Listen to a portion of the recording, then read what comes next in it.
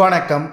திராவிட முன்னேற்றக் கழகத்தின் ஆலமரம் சரிந்தது. திமுக தலைமையில் வெளியிட்ட முக்கியமான அறிவிப்பால் பதற்றத்தில் இருக்கக்கூடிய நிர்வாகிகள். நண்பர்களே, இந்த வீடியோவிற்கு ஒரே ஒரு லைக் மற்றும் சப்ஸ்கிரைப் பண்ணிருங்க. இளைஞர்கள் தற்பொழுது அரசியலை வேறு மாதிரி கையாளுகிறார்கள். புதுமுக ஒட்டுமொத்தமான இன்ஸ்டாகிராம் மற்றும் ஒட்டுமொத்தமாக சமூக ஊடகங்களை வைத்து அரசியலை நிர்ணயிக்கிறார்கள். இனி யாரும் மக்களை அவமானப்படுத்தும் விதமாகவோ அவதூறுகளையோ, குறிப்பாக ஆளும் கட்சிகள் செய்த உண்மையான தவறுகளை மட்டும்தான் மக்கள் மத்தியில் கொண்டு செல்ல வேண்டும். தற்பெருமைகளை இனி பேச வேண்டாம் என்று திமுகவின் தலைமை கூறியுள்ளது.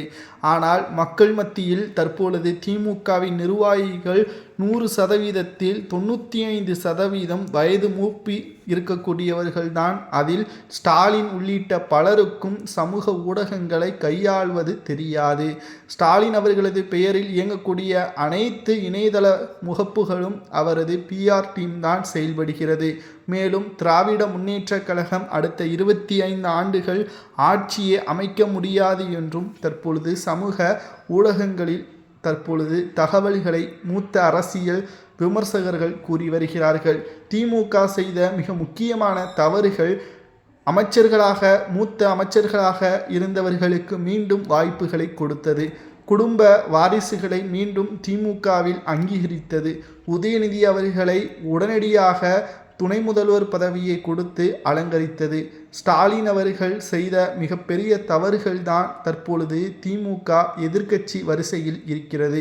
மேலும் அதிமுக தான் பிரதான எதிரியும் எதிர்க்கட்சியாக இருக்கக்கூடிய ஆளுமை சக்தி வாய்ந்த கட்சியாகவும் திமுக விஜய் அவர்களை கண்டுகொள்ளாமல் அவர்கள் மீது அவதூறுகளையும் அணில் குஞ்சுகள் என்றும், படிப்பு இல்லாத தற்கூறிகள் என்றும், இளைஞர்களை மட்டமான முறையில் விமர்சனம் செய்ததும் கிட்டத்தட்ட திமுக அவரது ஊடகங்கள் அனைத்துமே விஜய் அவர்களை டார்கெட் செய்து மக்கள் மத்தியில் திசை திருப்ப முயற்சித்தது. ஆனால் மக்கள் அனைவரும் விஜய் அவர்கள் முதல்வராக வேண்டும் என்று வாக்குகளை செலுத்தி 108 இடங்களில் கைப்பற்றி தற்பொழுது ஆட்சியையும் அமைத்துவிட்டார். இந்த வெற்றியை ஸ்டாலின் அவர்களால் ஏற்றுக்கொள்ள முடியவில்லை. கிட்டத்தட்ட 14 நாட்கள் ஆகிவிட்டது. இன்னமும் அவர் சரியாக இரவில் உறங்கவில்லை என்றும், அவரது வீட்டில் தற்பொழுது 2 மருத்துவர்கள் எப்பொழுதுமே இருக்கிறார்கள் என்றும், அவர் சென்றால் மட்டும்தான் மருத்துவர்கள் உடன் செல்வதில்லை. வீட்டில் முழுவதுமாக மருத்துவர்கள் தான் இருக்கிறார்கள். தினம்தோறும் ஆலோசனையை நடத்தி வருகிறார். இதற்கு முன்னால் கட்சி பணிகளை வீட்டிற்கு வரும்பொழுது மறந்துவிடுவார். ஆனால் தோல்வி அதிமுகவிடம் இருந்தால் ஏற்றுக்கொள்ளக்கூடிய மனநிலை அவருக்கு இருந்தது. புதிதாக ஒரு கட்சி வந்ததன் காரணமாக இந்த தோல்வியை ஸ்டாலின் அவர்களால் ஏற்றுக்கொள்ள முடியவில்லை. திமுக அழிந்துவிடுமா?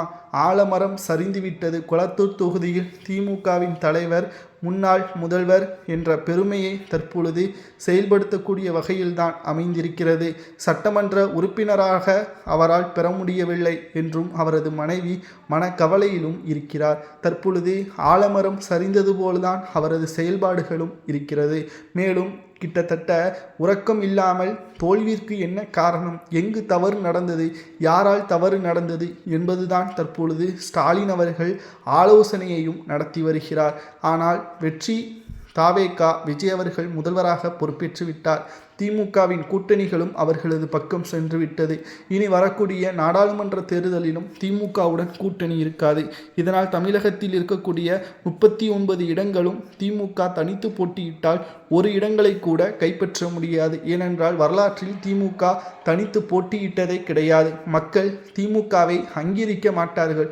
குடும்ப அரசியலை மையமாக வைத்துதான் திமுக இத்தனை வருடங்களாக ஆட்சி அதிகாரத்தில் இருந்தது.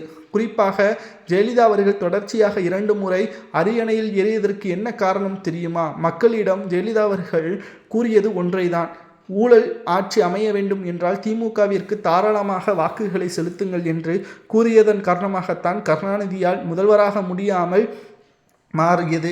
எடப்பாடி பழனிசாமி அவர்களது தலைமையில் அதிமுக செயல்பட்ட பொழுது அவரது சிறிய சர்க்கிளின் காரணமாகத்தான் திமுக அதை பயன்படுத்தி ஆட்சிக்கு வந்தது. ஆனாலும் திமுக ஆட்சிக்கு வந்து நல்லது செய்திருந்தால் மக்கள் திமுகவை ஏற்றுக்கொண்டிருப்பார்கள். ஆனால் 5 ஆண்டுகள் மன்னர் ஆட்சி போல்தான் திமுக செயல்பட்டது. அடுத்த செய்தி, திராவிட முன்னேற்ற கழகம் தோல்விற்கு அடித்தளமாக அமைந்தது உதயநிதியின் ஆதிக்கமும் சபரீசன் செய்த ஆதிக்கமும் தான். உளவுத்துறை சொன்ன அனைத்து ரிப்போர்ட்டுகளையும் ஸ்டாலின் அவர்களது டேபிளுக்கு செல்லாமல் உதயநிதி அவர்களும் சபரீசன் அவர்களும் அதை தீர்த்து பல கோடிகளை சம்பாதித்தது தான். கிட்டத்தட்ட ஒரு வருடத்திற்கு மட்டும் டாஸ்மாகில் மட்டும் 1 லட்சம் கோடி வரைக்கும் ஊழல் நடைபெற்றிருப்பதை தற்பொழுது தாவேகா அரசு கண்டுபிடித்துள்ளது. இதனால் விஜய் அவர்களது ஒவ்வொரு நகர்வுகளும் திமுகவின் ஒவ்வொரு முக்கியமான நிர்வாகிகளுக்கும் தூக்கம் இல்லாமல் மாறிவிட்டது. மேலும் கூட்டணி கட்சிகளும் திமுகவிற்கு எதிராக தற்பொழுது தாவேகா அரசிற்கு ஆதரவாக கூட்டணிகளை வைத்துள்ளதால் ஆட்சியை கவிழ்த்தாலும் கூட மீண்டும் திமுக பெரும்பான்மையை நிரூபிக்க முடியாது. ஏன் எதிர்க்கட்சி அந்தஸ்தையும் பெற முடியாது. இடைத்தேர்தலோ அல்லது மீண்டும் சட்டசபை தேர்தலோ நடைபெற்றால் அதில் 234இல் 200 தொகுதிகள் வரை விஜய் அவர்களது வெற்றி வாய்ப்பு 100% உறுதியாகும் என்று மக்களே தற்பொழுது நேரடியாக கூறுகிறார்கள். இதற்கு முன்னால் நாங்கள் பாசத்தில் ஓட்டுக்களை செலுத்தினோம். இப்பொழுது விஜய் அவர்களது சிறப்பான ஆட்சி இந்த 14 நாட்களிலேயே தெரிந்துவிட்டது.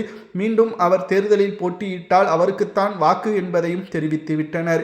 எங்கு திமுக சரிந்தது, கோட்டை விட்டது என்று பார்க்கும் பொழுது ஆதிக்கம், மக்களை ஏளனமாக பார்த்ததும் ஒவ்வொரு குடிமகனையும் ஏளனமாகவும் சொத்து குவிப்பதை மட்டும்தான் எண்ணமாக வைத்து கடைக்கோடி தொண்டர்களுக்கு உரிய அங்கீகாரம் கொடுக்காமல் குறுப்பாக திமுகவின் நிர்வாகிகள் ஆளுமைகளை செலுத்தியதும் காவல்துறையை கட்டுப்பாட்டில் வைத்ததும் செய்தி ஊடகங்களில் எல்லாம் திமுகவின் மறைமுகமான பிம்பத்தை மட்டும் கொண்டு வந்ததும் திமுகவிற்கு எதிராக யாரேனும் பேசினால் சவுக்கு சங்கர் போன்றவர்களை சிறையில் அடைப்பதும் தற்பொழுது வரை திமுகவின் ஆதிக்கமாகவே இருந்தது.